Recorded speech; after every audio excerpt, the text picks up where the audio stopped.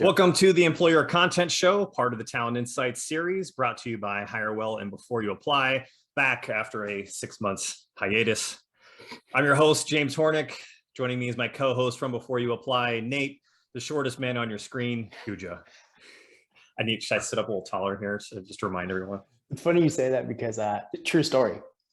I was just thinking about at some point you and I are going to actually meet in person. Yeah. We're going to take a picture together. Yeah. And people are going to really be able to see the difference in height. As I just tower over you. You will tower over me. I'm a very short man. Yeah, it's fine. So I went to my first like in-person networking event in quite some time. It was Sales Assembly. So I think you know. So I met, they had probably 30, 40 people there. It was kind of cool. And you know Matt Green, right? I do, yes. You know, that's the first thing I said to him. I'm like, man, I was really hoping you'd be taller. I wonder if he's like more, he's probably more my height. Yeah. Shout out to Matt if you're listening to this. Anyways, if not, hopefully someone tags him. Anyways, so yeah, I have to get used to doing this show again, because like the other thing I do is a 10-minute talent rant where it's like on point and punchy, whereas you and I have always been a little more free flowing. So we have kind of an itinerary, but not. Yeah, we'll see where this one goes. A little looser. We'll see where it goes. Yep.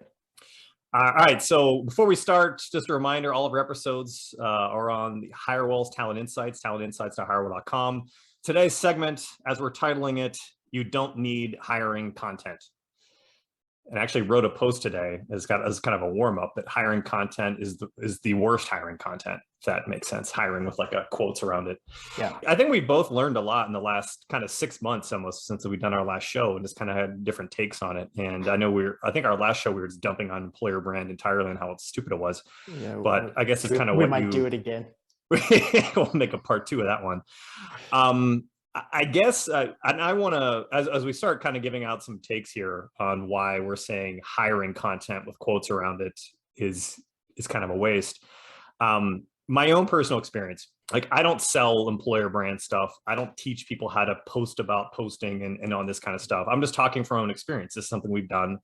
Clearly, we are, content nerds.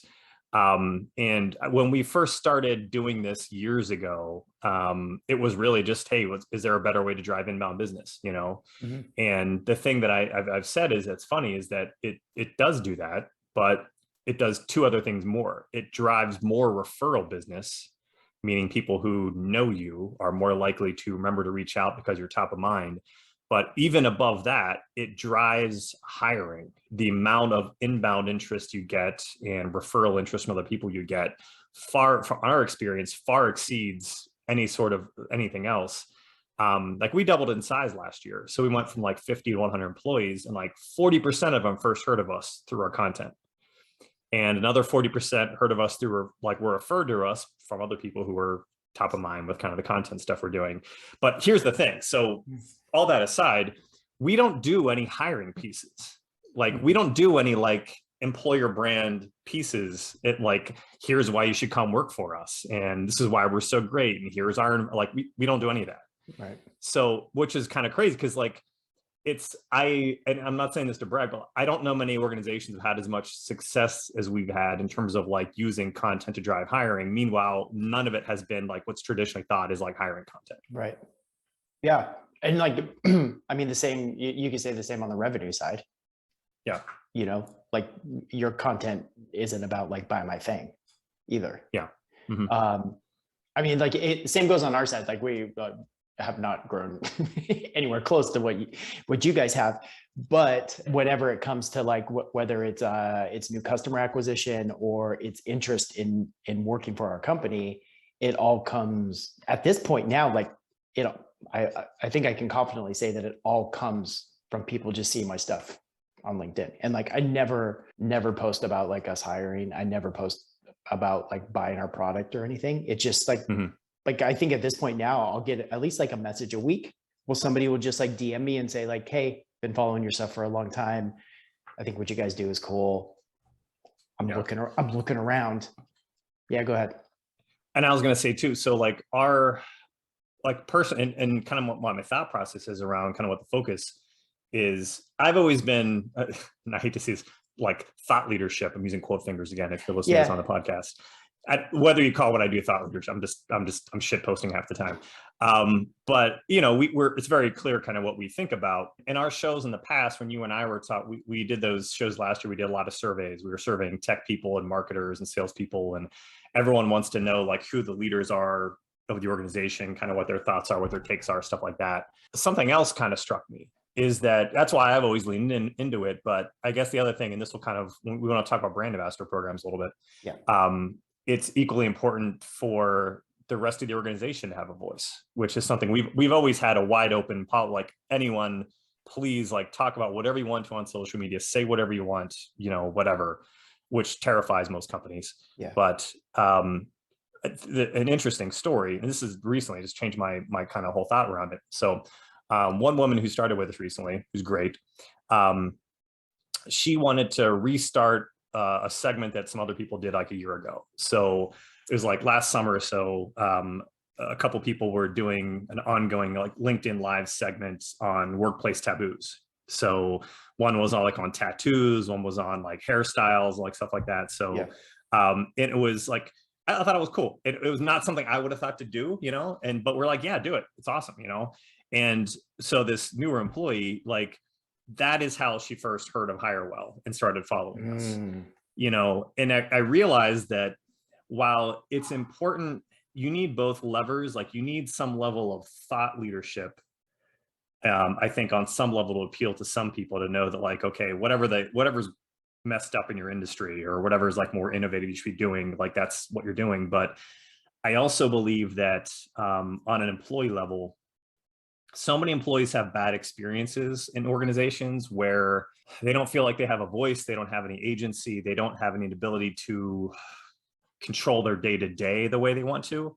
And I'm not saying that, hey, if you're allowed to post on social media, that means everything's great. But it like companies that have that negative environment where people are feeling burned out, like they don't have a voice, like they're definitely not allowed to do whatever they want to on social. You know what I mean? And just by virtue of the fact that people can see your employees are happy with what they're doing, they're allowed to like speak their mind, they're allowed to give their takes. It speaks volumes it gives so much more credibility to anything else you're trying to accomplish as an organization from like a content and talent attraction standpoint, because your corporate marketing say whatever the fuck it wants to, and no one's going to believe it. But if they hear your employees saying something, they know that it has to be real, right? And they also know that if they were to join, there were certain things they want to do, they'd also be allowed to do it, right? So I think that's it just hits on a different level, which is why I think that when you think of like, when we talk about hiring content is stupid, right? So one, it's from the standpoint of like, you don't have to talk about, hey, we're hiring, this is why we're great, this is the list we bought our way onto. So that's dumb. But it's also, does anything run through corporate is dumb and kind of a waste. Like, I'm not saying you should shut down your social media accounts for your company, because we sure as hell aren't. But like all that stuff pales in comparison to simply training your employees how to use, because a lot of them may not be comfortable with it at first or may not know how. So it's like the basic training of how to kind of do simple content. But also that also serves the purpose of letting your team know, yes, you are allowed to do this. Like you have the right to go forward and do this, which is a lot of times all they need to kind of be more proactive with it. So, okay, I got a couple questions for you. Sure. Okay, is this something at this point now? Are you screening for this when you talk to candidates for Hirewell? No, it's still secondary to the actual like ability to do the job. Okay. It's not we hire for this. It begets itself though, because the more the people who find us through social tend to be more interested in doing it. So it becomes a self-fulfilling thing for that means, but it's certainly not something that we use as a screening mechanism. Okay. I know we're going to talk about the training aspect. I hope we do talk about the training aspect. I'm thinking about, okay, so first I want to acknowledge that this idea of employees being content creators, whatever, has been probably like one of the most like overused and most agreeable talking points on LinkedIn for what feels like a couple of years. Who knows, right? But there's a difference between saying it and actually pulling it off. Yeah. There's a huge difference. Everyone wants to talk about it, but everybody wants to barely talk anybody about can it. actually do it. Everyone wants to Right. say like, this is the greatest thing ever, but I don't see it. I don't see it happening at scale, and I can count on one hand the amount of companies I've seen do it. Me too. Off the top of my head, I can only think of maybe 3, maybe 4 if I tried really hard. Okay, I want to talk about, because it's been, like you said, like 6 months since we've talked. Now, a lot has happened. I feel like a lot has happened at Hirewell in the last 6 months. Even like really more like I can't get that every time I look at my feed in LinkedIn, there's somebody from your company talking about something. What's enabled you to get to this point, and why are you guys pulling it off when other companies can't? I mean, I know there's like corporate policies and there's just like layers of bureaucracy and things like that, but like there's something different. Well, part of it's that I and Jeff and a few other senior people are doing it and telling people they can't too. Yeah. That's not enough though. I would say kind of the first big lever was just having we have a meeting every other week, open to the whole company, brainstorm session, just about what's happening. Like, what are your clients talking about? What are job seekers talking about? What are the recent trends? What are your frustrations? What's the latest thing that's broken? What's the other latest thing people like? What are the now issues? And how do we feel about them? And we use that for a basis of, okay, does anyone feel really passionate about these things and wants to like, do a video segment on it or an interview or, some sort of form of like media where it's more in depth. But also it's a good like launching point for people just to, if you want to post a meme about some shit, right? Like, or whatever it is, even if it's something simple, it gives people more ammo to stay like, here are topics that are top of mind with what's happening right now in the industry. Cause that's always the hardest thing with content creation is like, the hell do we talk about? Yep. So by involving everybody who wants to on a regular basis, you're creating a bit of a community about that, but also you're expanding on ideas so people actually have things to do and say, to get excited about.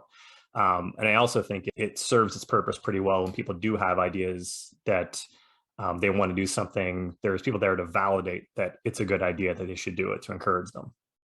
Okay. Do you have any, maybe this isn't a concern. Is there, have you experienced like, okay, so let's say you have a company of 100.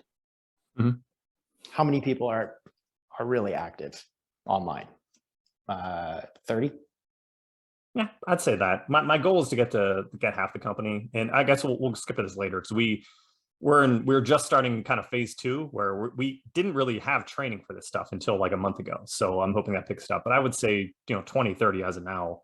My goal is to get that to 50. So do you have any fears that the other 50% or 70%, whatever, will feel, I don't know, a level of like animosity or resentment or anything if as those employees become more popular?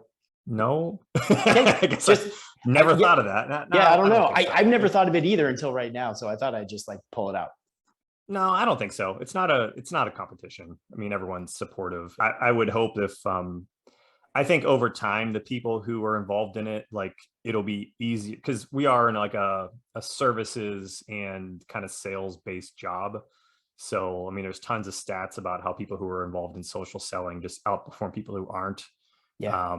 So like people, like I have some stats written down here in front of me. Those weren't the ones though, but there's lots of stats about how people, like 95% of executives don't return emails or phone calls to people they don't know.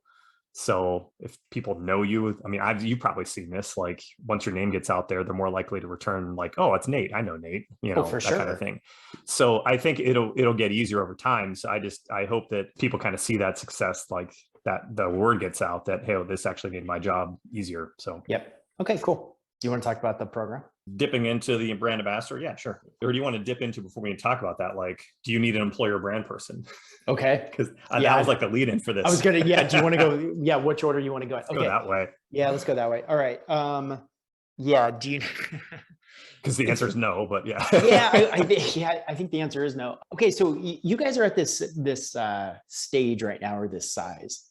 It feels like when you get to around this like 100 employee point, suddenly you start thinking that like you need some other things. Like, oh, okay, do we need like somebody to like oversee this, or and kind of takes on a life of its own? I know the answer to this, but are you thinking that? So not for this. I mean, okay, so as we've grown, we've made a few hires. We hired a great product marketer, just hired a great learning development person, hired someone to, as a great resource manager for our one of our on-demand function, hired a chief of staff. But I guess I think what our kind of lead into this, we're thinking about like classic employer brand. Yep. Like I would absolutely not hire any, but maybe we could turn this around. The sole focus of your employer brand person should be running a brand ambassador program. Okay. Okay, so you do need someone to do that. There has to be someone responsible for putting that together. So when I say you don't need an employer brand person, like all your traditional employer brand stuff, if you want to rattle some of that off, you know what I mean? Like your what's the EVP again? Employer value proposition, all this stuff. It's all complete garbage, which we've said a million times before.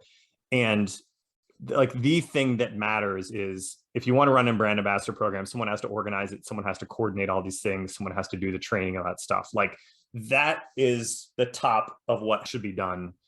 Everything else that's traditional employer brand is a complete waste of time.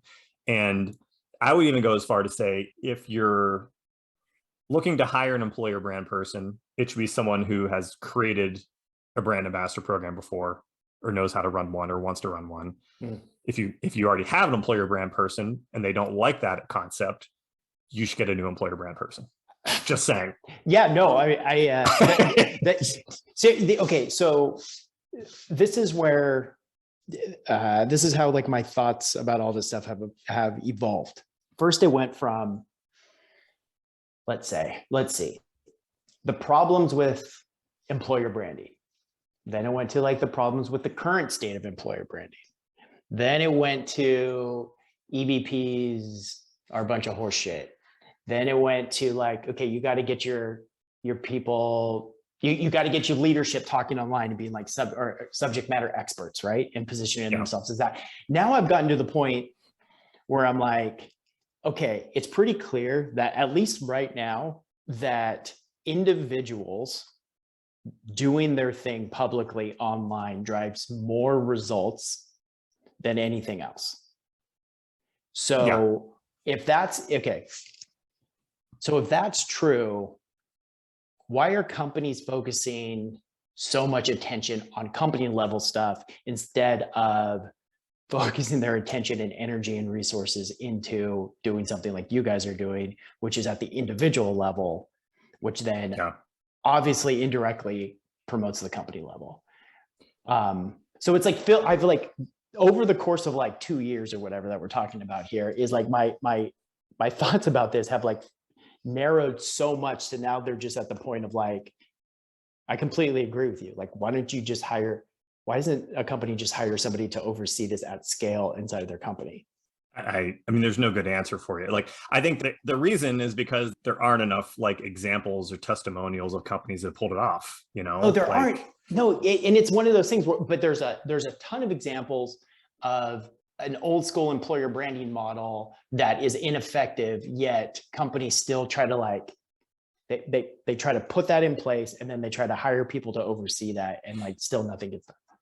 So maybe here's another like thought with ours is that I'll put it this way with, and there's one other point I want to kind of get on here before I forget. With our own, it took us a while to get like, it started with just me doing a lot and then slowly kind of build up. I think that the stuff that I do is clearly time consuming. For me, it's gotten less time consuming over time. It's like you and I don't think of it. It's just part of kind of what we do. It's part of our jobs. It's not something you can ask necessarily every person in your organization to do. And I think if you're saying, hey, I want like, we can get 50 people like posting like Nate, like it's not feasible, you know? But I think that people don't realize that there's other types of employee engagement and content when people are posting it isn't that time intensive. And that's really what you need to be gunning for. So it just comes down to what people are passionate about, and when it's fun and when it's something they like to do. Like not everything has to be a fucking think piece, you know? Yeah, I know, and that's like. So there's a fear when the management like this is gonna be a waste of everyone's time. Like that's the biggest thing, or not everyone's gonna know how to do it. But it's not as when you go down the line of other things you could be doing on social media, it's not as time consuming as people think, and it's not until they start seeing it that they realize that. This is something that that you've changed my mind on, because not that long ago, I had this opinion that it was like everybody needs to be this subject matter expert. They need to be like talking about their industry. They need to be doing like kind of the stuff that you and I are doing. And then you showed me the brand ambassador program. Yeah. And you showed me how like different types of content all create this like overall awareness, and how it gets like more people excited about doing it because there isn't as much pressure to like, yeah. And it just like opened my eyes to the fact that like, oh, okay, different people inside of a company can talk about different things, and it all connects the dots. And it was like, suddenly that's where I saw like that this can go from like 1 to 2 people to like 50 people. Well, that's the thing, is like you and I are content elitists. I mean, we look personally. I'm a snob. We're total snobs. We look down our nose at anyone who isn't doing a think piece, you know. For sure. But you have to realize we're not trying, like, we're odd. We're odd. You know what I mean? You and I are not normal. Most people don't think of things that way. They like different things than you and I like. But that's the whole point, is that like, you want to get different types of content created, and the only way to do that that's going to appeal for everybody is to get different people with different ideas, with different attention spans and different desires and what they want to do. And it's like the one I mentioned before, like the woman who found us because of the piece that a couple other people were doing about like tattoos and stuff like that, you know. And like it was workplace taboos. Like, again, like not something I thought that was a great topic, by the way, so I don't mean to be throwing that and looking down my nose at that. But it's, again, like it's not something that you would think but I would have thought. And there's other things I've seen us been effective in getting people that are like a lot of this joking around that we do, you know, has attracted people to us. Okay. Yes. Just like the trolling each other has gotten people to want to join us, you know? Oh, for sure. And it's stuff that's not even like, it's so far down from like the thought leadership playbook, but it still works just the same. So I thought of this, like this way of seeing it as personality at scale. Like, so companies have really, really struggled to show any level of personality. It's almost like, especially in like B2B, they almost like intentionally try to like not show personality. But this idea of personality at scale, especially when it comes to talent acquisition, is like what really attracts people to your company. And so it's like, not only are you showing that like, you know, your shit, but also that you guys have fun and that you enjoy working with each other. And like the stuff that has come out of it, I don't mean to be like, you know, keep like pumping you guys up, but when you showed me that video that a couple of your team members did, that was like, they put it together and it was hilarious. It was Joel and I think somebody else. It was Camille. So the one about the bad interview tips, where she's on the exercise bike 1 minute and then, But because you guys have taken these, like the guardrails basically off and said, have fun with this, all these like internal collaborations have started, and people are like partnering up with each other and they're formulating their own ideas and stuff. And when you sent that to me, I think I responded to you with like, it's over now. Like you've done it. We had a guy post one today. He did an Oscar acceptance speech for winning the Oscars office poll, complete with music in the background. It's great. Yes. It is like, none of this is planned by anybody. It's not planned. I know. And it's, so it's incredible. And so I think like what, you know, the big aha that I had was just let people have fun with this. And if somebody wants to go like deep on their industry and go in that direction, awesome. If they would just, if they want to have fun and show personality and like mess around with each other, awesome. It's like, it's all beneficial. Yeah. Well, I think that it comes down to, so you and I were just kind of admitted we're snobs when it comes to like, we want think pieces. That's all you and I want to do. But I think we are different than the corporate mentality, clearly. But I think that is also like corporate content. All they can think of is like, how can we be seen as thought leaders? Or how can we make lame ass jokes that aren't funny because we're afraid of, you know what I mean? Like that's the problem with, and you're talking about personality at scale.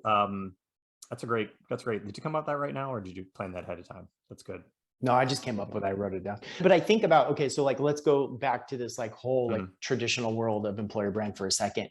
You know, I actually had a conversation with somebody yesterday who's at this company, and like they're on like their third attempt at their EVP, because the various agencies they've worked with and things keep getting blocked and all this kind of stuff. And I'm like, after the last 5 minutes here, I'm just going like, why does any of that stuff matter? Just start a podcast and start talking shit. Like that's what you need EVP for. Just like pick up a microphone and have fun. Like I don't know. Yeah. I think the only thing I'll say, because I mentioned this the other day, there's three things that have a ton of value and then a significant drop off after that. So anything like we'll call it personality at scale through your team. And I would say thought leadership. I still think the thought leader, you have to have both, in my opinion. And I think they're both equal. I think so. We're like, as much as I'm not dumping on thought leadership. I think you have to have left brain, right brain. You need to show that you have insights, but you also need to show that you're having fun. The third thing, which is a corporate piece, is a FAQ, frequently asked questions. I think if there's one thing from a hiring standpoint you can centralize and make it part of like your quote unquote employer brand, it's just as simple. Like write down every single question that people who apply for a job or interview with you ask, and answer those questions in a document and post them online, and then post them again in social media. That's it. Like that's the only thing you need to do from a why you should join us standpoint, is answering just the stuff that people want to know. Like beyond that, it would be like, I don't know how you could justify doing anything. If you're not doing that, what's the point of even trying to do anything else? Yeah, I don't know, man. One thing we did, actually, I mean, I ripped this off from Dave Gerhardt. The This Doesn't Scale book that they wrote at Drift. It's actually a great book. It was like 44 tactical things and they wrote that years ago. I loved straight up tactical stuff. That's why I give a shout out to Harry Dry. Is probably one of the best people to follow. Follow his newsletter. It's so good. You'll learn 2 or 3 things you can execute on right away. Louis Grenier, French guy. Grenier. Great. Stand the Fuck Out is the name of his podcast / newsletter / brand. Same thing. But the original book that they had, This Doesn't Scale, because it's just straight up like a bunch of tactical things. And the one was, we haven't done one in a while. I don't know if we're going to be as reliant on them, but I guess this was an early thing when we were trying to get more people involved, is we just have a contest. So we were doing quote unquote hiring content. And from the standpoint of, we were just asking everyone to do their own thing, make a video or whatever, why people should join us. And, then we would all vote on which one was the best. And it would just get more and more outlandish. Again, it was more about, yes, it was a centralized attempt, but it was still personality at scale because we're asking people to be creative. Yeah. But every time we would do it, I mean, we'd probably do it 2 to 3 times a year. You would have 50 plus people on the exact same day talking about, and we would reliably get solid inbound and hire people from it. Yeah. I remember you told me about the first time you were going to do it. So I was prepared for it. And then you did it another time and you didn't give me a heads up. And I just started seeing this like overwhelming amount of hire well, I messaged you, I was like, are you guys doing something?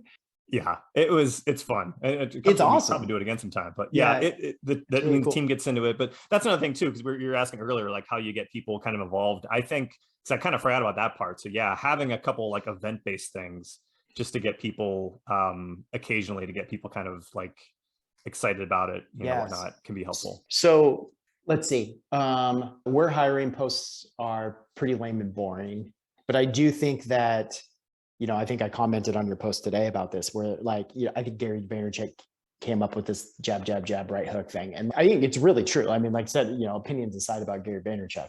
But there's this over time, building up this trust and this awareness and this likability and this personality and all this kinds of stuff. When you do ask for something, it's people are so accepting of it and they want to help. So it's wow, this person has contributed or deposited so much, in, and now they're asking for something. And it's oh, I either want to be part of that because now's the right time, or I want to help them by making introductions, things like that. And so timely asks like that are really are smart. And I think people genuinely like them. Well, it's building goodwill, and it is. I think that's the thing we have to kind of underscore here, is that you and I, we do the show because it's fun and we like talking. We like just talking shit with each other, and we can see in the recruitment industry how this stuff can help, whether or not anybody listens to us or not. I really don't care. But Yeah, like right. I don't make money off this. You know what I mean? Like this is not something where like I'm not selling a service to help you set up your brand ambassador program or write better content. Like I don't do any of that. Like I do it internally for us, but I have zero interest in like, because there's always people out there that like they'll give some webinar. It's because they're trying to sell you their product related to that. Like I don't do that. That's not like there's no real hook here aside from, you know, it's tangentially related to the service we provide. I hope it helps, you know, clients of ours and other people out there out, and maybe they'll remember me at some point someday. Yeah. Is that the jab, jab, jab? It Maybe is. someday I'll throw the right hook or. Yeah, that's what it is. It's just like, you know, Garrett, that's what he wrote a book about it. And it was just like, you know, give. And then like you throw a right hook and you ask for something and people are like a lot more willing to do it. But I think what you guys have done with these takeovers is you've kind of gamified it. You've made it fun. It's something that everybody kind of can rally around and support. And I don't know, it's just really neat. I'm like really thinking about these like different personalities now within companies and how there's just like a way for them all to kind of come out, whether it's like an engineering team's personality is different than the sales team's personality, which is like, I don't know, it can get super fun and creative. Yeah. Yeah. We have another talking point, but I don't think we should even open it up right now. What was it? The brand thing, 2 brands, 1 brand. We've talked about it before, but I kind of want to talk about it again at some point. All right. So we're talking about like a product brand versus an employer brand or something like that. All right. So lead into the next show. We're going to talk about how trying to make content focused on one thing versus another is a total waste of time. And yeah, that's it.